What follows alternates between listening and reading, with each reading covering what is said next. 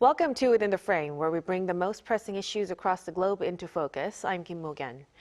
South Korean President Lee Jae Myung wrapped up his two-day visit to Japan following recent high-level talks in China. In Tokyo, he met with Japanese Prime Minister Sanae Takaichi to discuss a range of regional issues with North Korea, among them including denuclearization and security coordination. The visit comes as Pyongyang steps up internal messaging ahead of its Ninth Party Congress, and Kim Yo-jong reacts to South Korea's statement that there was no intent behind recent drone activities. Meanwhile, the Trump administration is reasserting its sanctions policy, adding pressure to an already complex diplomatic landscape. So for a closer look into the situation, we are joined in the studio by Go Myung-hyun, Senior Research Fellow at the Institute for National Security Strategy. Big welcome, Dr. Go. It's good to see you. And also joining us is Evan Servier, former acting U.S. Assistant Secretary of State for East Asian and Pacific Affairs and non-resident Senior Fellow in the Foreign Policy Program at Brookings. Good to see you. Good to be with you again.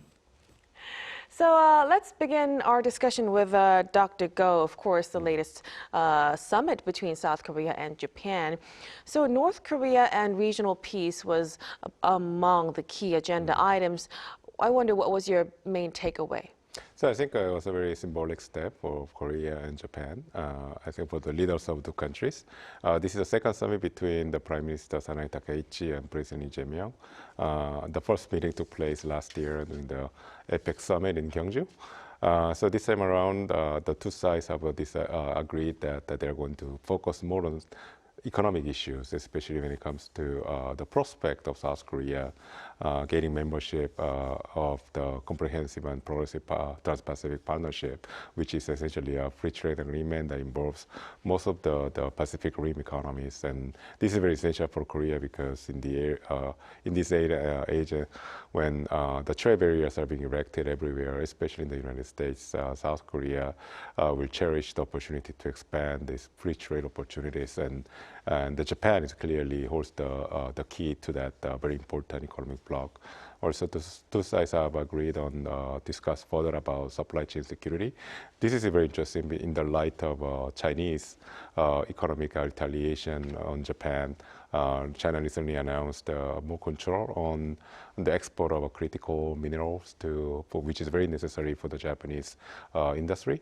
So I think that Japan really expects South Korea to step up in coordinating with Japan to ensure security.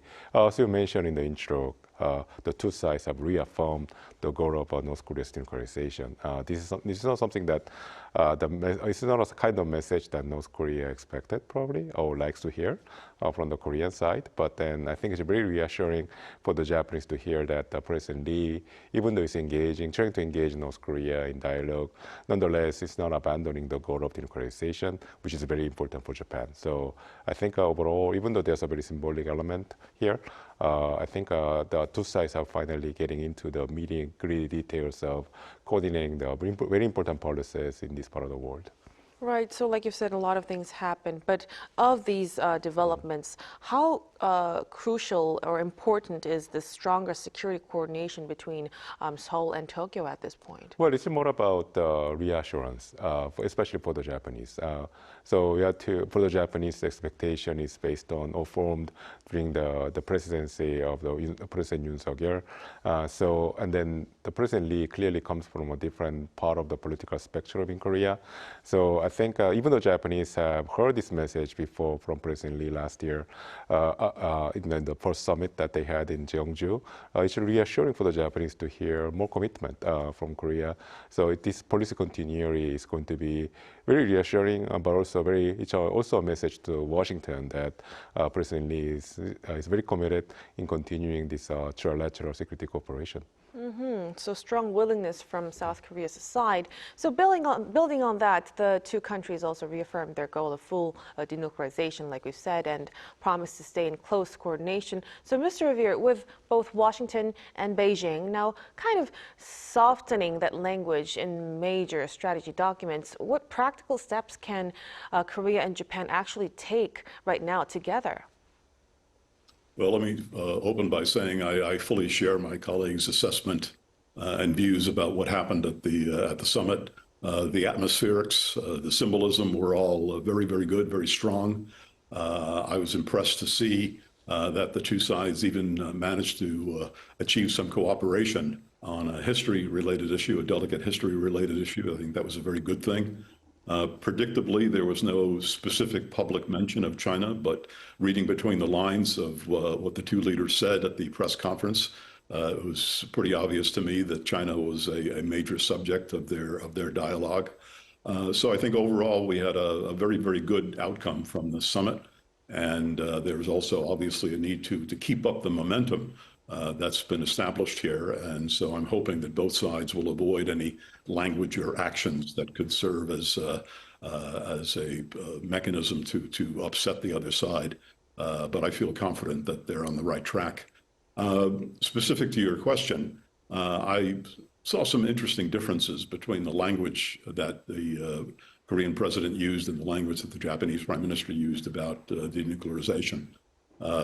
President Lee talked about the denuclearization of the Korean peninsula, which is an interesting turn of phrase. And it's language that, in the view of some people, including me, implies that somehow part of the problem on the Korean peninsula is as an implicit nuclear threat from the United States against North Korea, and certainly the North Koreans see it that way. Whereas the Japanese language at the press conference was very specifically targeted at North Korea. The denuclearization of North Korea was the phrase, as I recall. Further to your question, Beijing has not only softened its language on denuclearization, that language has pretty much disappeared from official Chinese statements, which is troubling. And at the same time, U.S. rhetoric on denuclearization and the nuclear issue in general seems to be very slowly moving in a direction that suggests that at some point down the line, the United States might even be prepared to acknowledge North Korea's nuclear status in a more forthcoming way. That sort of acknowledgement would be and should be unacceptable to the Republic of Korea and, of course, also to Japan, since it would effectively amount to accepting, if you will, North Korea and North Korea's nuclear weapons program as something more permanent than we've ever acknowledged in the past. So in terms of going forward, I think it's going to be important for South Korea and also for Japan to quietly but very clearly engage the United States in a discussion of these issues and make the point to Washington that the goal of all of us should continue to be the end of the North Korean nuclear weapons program and nothing short of that. And I hope that that is something that both Seoul and Tokyo can engage in the weeks and months ahead. Mm-hmm. So keep close coordination with Washington as well would be very important. But staying in the topic of denuclearization, President Lee actually, he told Japanese media that he believes it will be good for Japan and North Korea to eventually normalize ties. So do you think it's in line with when he encouraged Trump to also, talk back to Kim Jong-un? Yes, actually, it's a use of the same playbook that President Lee used with President Trump, and this is not really. This is really about project the message to North Korea that there's the overall regional climate is no longer hostile towards North Korea. That the neighboring countries in the Korean Peninsula, they are pretty much on the same page when it comes to engaging North Korea in dialogue.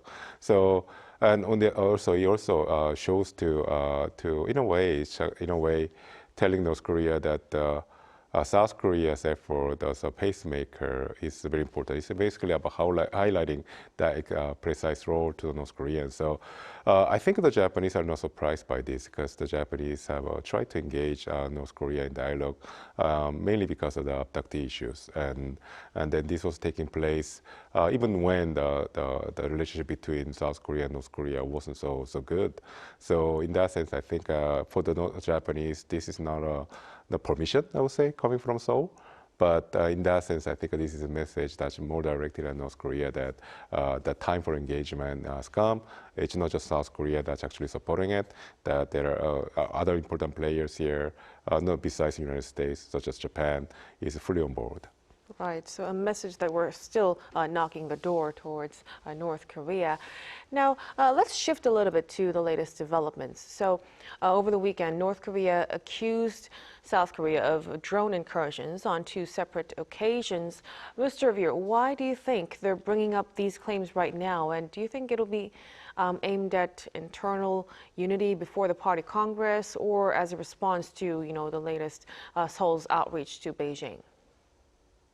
Well, since one of those incidents occurred so recently, and they had, as we've seen from the television images, an actual drone that was shot down, and they were able to reveal some interesting information about it. I think for that reason alone, the fact that this just happened required the North Koreans to say something and do something, since they obviously regarded this as a violation of their territory and their sovereignty. But I think in addition to that, I think we should not be surprised to hear the North Koreans speaking out about an incident like this in the aftermath of the recent U.S. military action against Venezuela. North Korea watched that with a great amount of attention, I imagine. And the North Koreans are, I think, obviously very sensitive to any action that might be interpreted as a threat against its territory or any attempt to test North Korea's readiness and preparedness to defend itself. So I think part of what we saw happening in terms of the North Korean rhetoric in response to the drone incursion was a desire to show vigilance, to show strength, and to demonstrate their preparedness to take all necessary measures to defend themselves. And I think we can look at this incident and look at their actions in recent days pretty much in those terms.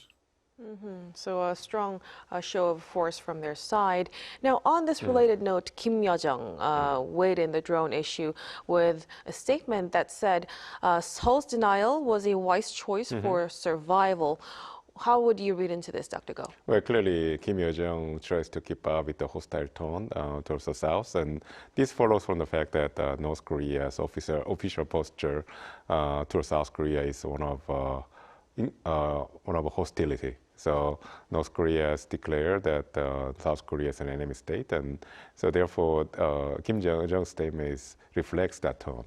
But in order to truly understand the message that Kim Yo-jong is trying to send to the South, I think we should read between the lines, and I think we have to take into consideration the circumstances in which this announcement was made. We know that this incursion took place, allegedly, has taken place, not right now, but in September. So it's been a while since this incident has taken place. So the question is why they are publicizing it now. And there's a clear, the explanation probably contains also a hint at the North Korean motivation. So I think North Koreans are trying to essentially trying to emphasize South Korea's continued hostile intention towards the North at the time of the Ninth Party Congress, so which will justify North Korea's continued development of the military and strategic capabilities. So there's that point, and I think this, in that sense, this posturing by Kim Yo-jong is intended for the domestic audience to remind the North Koreans that South Korea remains very hostile towards the North. But at the same time, North Korea being an opportunistic strategic communicator, I think the Kim Yo-jong's reaching out to the South with this message is also represents an instance of interaction. So North Korea could have just ignored the whole incident and remain on the sidelines. So actually, or minimize the statement by the messenger being other than Kim Yo-jong would have lessened the importance of this statement. But nonetheless, it's Kim Yo-jong herself engaging in a communication with the South. So I think this gives a room for the South Koreans and others to interpret this as a potential outreach by the North Koreans to the South. We know that the North Koreans engage in this paradoxical behavior of using provocation as a way to reach out to their counterparts. So we North Koreans know this, we know this. So perhaps that element is also at play right now. So maybe taking that opportunity, South Korea has said that it's willing to open a joint investigation with North Korea on the latest incident. And like Dr. Go has mentioned, some see it as an attempt to open the door for renewed dialogue. Mr. Revere, do you think this incident actually could serve as a springboard for inter-Korean dialogue? And if so, what do you think it would take to get Pyongyang to the table? Well, I would like to think that some mechanism could be found to have Pyongyang and Seoul start talking to each other again. But apparently Kim Yo-jong has a very different view on this, and she rejected any notion of renewed dialogue and cooperation with the South, as I believe the word she used was an illusion. And so she used some pretty strong language in talking about the South Koreans here. I know that there are many in South Korea, many in the South Korean government who were hoping that this incident might lead to some sort of resuscitation of bilateral contacts and dialogue. But the attitude that I heard expressed by Kim Yo-jong suggests that that probably is not going to be in the cards. North Korea continues to define South Korea as an alien and hostile party. And in the run-up to the Party Congress, where there are some reports that North Korea is going to further strengthen its language regarding South Korea and South Korean hostility, and that they will try to further codify, if you will, that relationship between two hostile states, as they call it, that sort of period that we're in right now, leading up to the Party Congress, tells me that it's pretty unlikely, unfortunately, that we're going to see any resuscitation of dialogue between the two. So still we're seeing some hostile atmosphere from the regime. But Dr. Go, when we look ahead to the upcoming Party Congress, there's talks that North Korea is preparing for a major military parade this time. Of course, it will depend on the scale that they will have, but what kind of strategic calculation or external messaging might be behind that kind of show of force from them? Well, I think it's about time that North Korea staged a major military parade. There's one reason for that. And the second is that I think, this announcement about the drone incursion, which again, as I mentioned, it's about sending a message to the North Korean society that the North Korea is very much at war with the South, and the South Korea harbors a very hostile intent. And I think this is going to be the theme of the Ninth Party Congress for North Korea.